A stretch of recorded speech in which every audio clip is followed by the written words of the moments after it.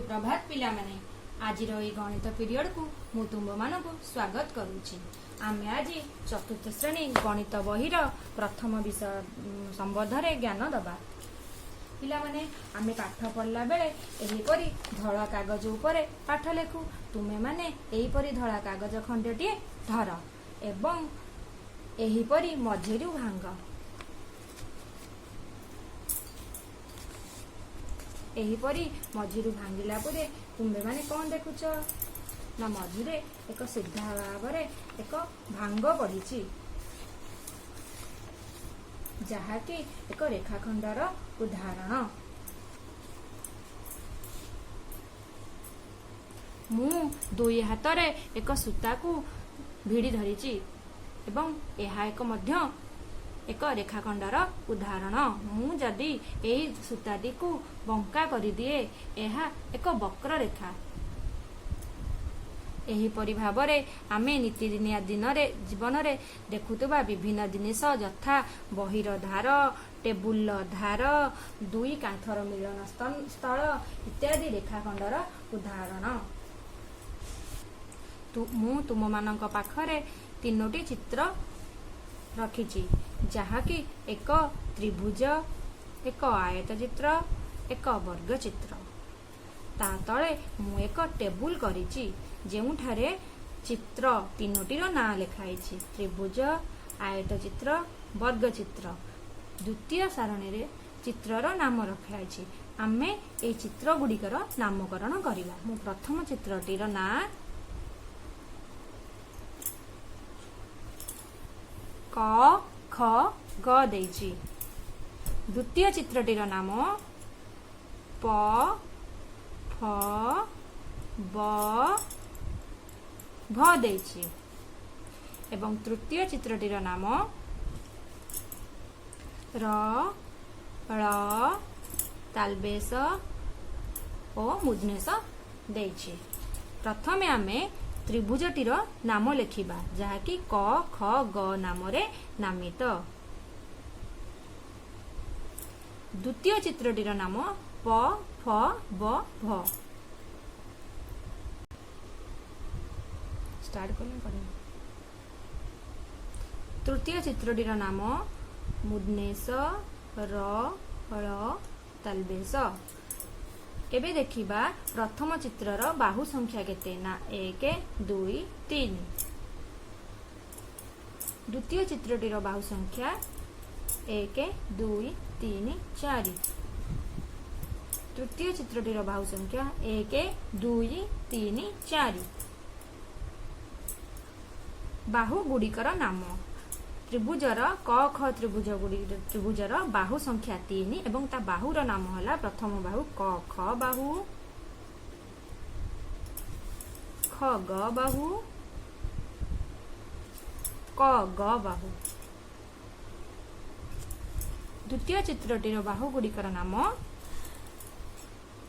प फ बाहु, फ ब बाहु, ब भ बाहु, प भ बाहु। तृतीय चित्रटीर नाम बाहु गुड़िकर नाम मूर्धन्येश र ळ स ळ मूर्धन्येश स। ताहले एही जो चित्र मानकर बाहु मान देखिल एही बाहु गुड़िक एही चित्र मानकर गोटिए गोटिए रेखा खंड। एहा मध्य एक रेखाखंडर उदाहरण। साधा कागज उपरे वर्तमान मु दुईटी बिंदु देली। सेई दुईटी बिंदु मध्य एक गार अंकन कली।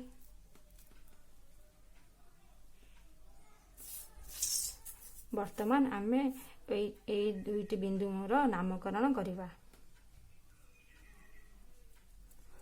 एई दुईटी को प्रांत बिंदु कुहा जाए। वर्तमान आमे रेखाखंड अंकन कले। एबे दैर्घ्य माप विषय रे जानिबा। प्रत्येक रेखाखंडर निर्दिष्ट दैर्घ्य रहिछि।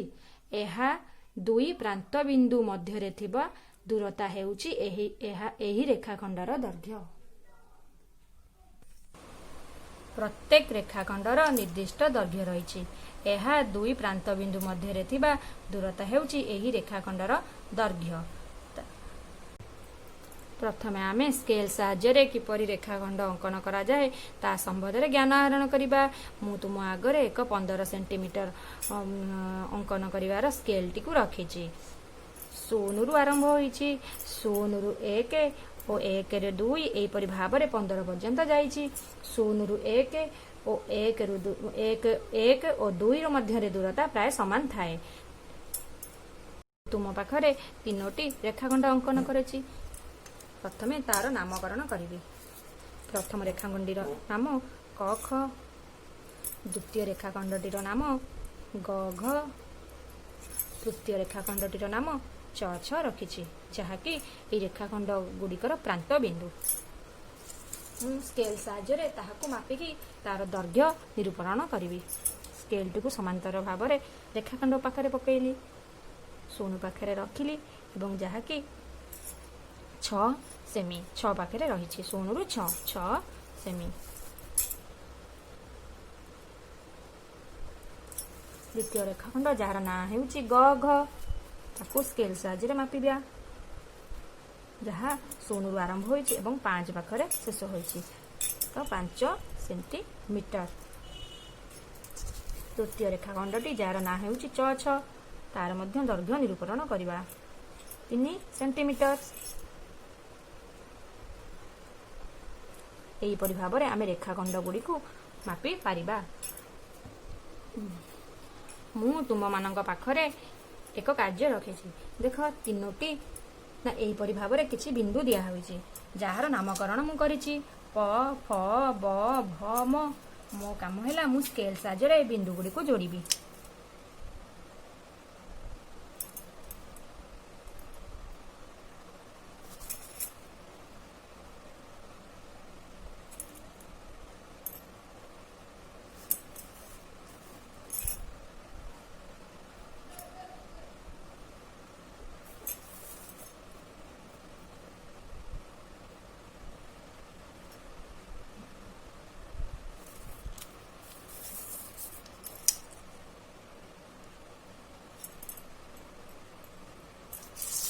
ବିନ୍ଦୁଗୁଡ଼ିକ ଯୋଡ଼ି ସାରିଲା ପରେ ମୁଁ ତଳେ ଏକ ସାରଣୀ କରିଛି, ଯାହାର ବାମ ପଟରେ ଲେଖା ହେଇଛି ରେଖାଖଣ୍ଡ ଗୁଡ଼ିକର ନାମ ଏବଂ ଡାହାଣ ପଟେ ଲେଖା ହେଇଛି ରେଖାଖଣ୍ଡର ଦୈର୍ଘ୍ୟ।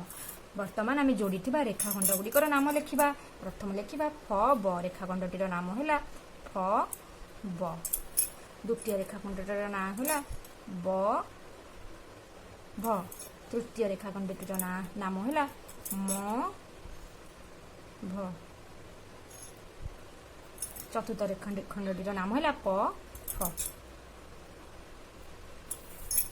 ବର୍ତ୍ତମାନ ଆମେ ରେଖାଖଣ୍ଡ ଗୁଡ଼ିକର ଦୈର୍ଘ୍ୟ ମାପି ଲେଖିବା ସ୍କେଲ ସାହାଯ୍ୟରେ। ପ୍ରଥମେ ଫ ଆଉ ବ ର ଦୈର୍ଘ୍ୟ ମାପିବା।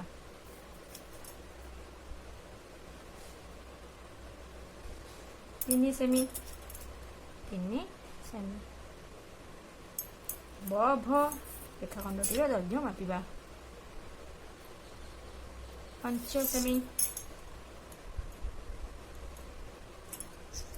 ମ ଭ ରେଖାଖଣ୍ଡଟିର ଦୈର୍ଘ୍ୟ ମାପିବା, 5 ସେମି।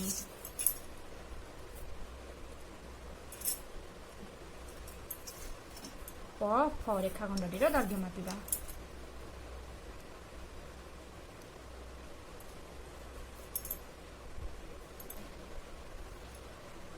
3.3 ସେମି। ଏହିପରି ଭାବରେ ଆମେ ରେଖାଖଣ୍ଡ ଗୁଡ଼ିକର ଦୈର୍ଘ୍ୟ ମାପି ଲେଖିପାରିବା। ଆଜିର ଶ୍ରେଣୀରେ ଆମେ ରେଖାଖଣ୍ଡ ସମ୍ବନ୍ଧରେ ଧାରଣା ପାଇଲେ ଏବଂ ରେଖାଖଣ୍ଡକୁ କିପରି ଭାବରେ ଆମେ ସ୍କେଲ ସାହାଯ୍ୟରେ ମାପିପାରିବା ତାହାର ମଧ୍ୟ ଧାରଣା ପାଇଲେ। ବର୍ତ୍ତମାନ ଆମର ଶ୍ରେଣୀଟି ଶେଷ ହେବାକୁ ଯାଉଛି। ମୁଁ ତୁମମାନଙ୍କ ପାଇଁ କିଛି ଗୃହକ୍ରମ ରଖିଛି, ଯାହାକି ମୁଁ ଏଠାରେ ଲେଖିଛି। ପ୍ରଥମ ପ୍ରଶ୍ନ, ତୁମ ପରିବେଶରେ ଦେଖୁଥିବା ବିଭିନ୍ନ ଜିନିଷ ଯାହାକି ରେଖାଖଣ୍ଡର ରୂପ ଧାରଣ କରୁଥିବ ତାହାର ନାମ ବା ତାଲିକା ତୁମେମାନେ କରିବ। ଦ୍ୱିତୀୟ ପ୍ରଶ୍ନ, ତୁମ ଖାତାରେ 2ଟି ଅଲଗା ଅଲଗା ବିନ୍ଦୁ ସ୍ଥିର କର, ତାର ନାମକରଣ କର, ଏହାକୁ ସ୍କେଲ ସାହାଯ୍ୟରେ ଯୋଡ଼।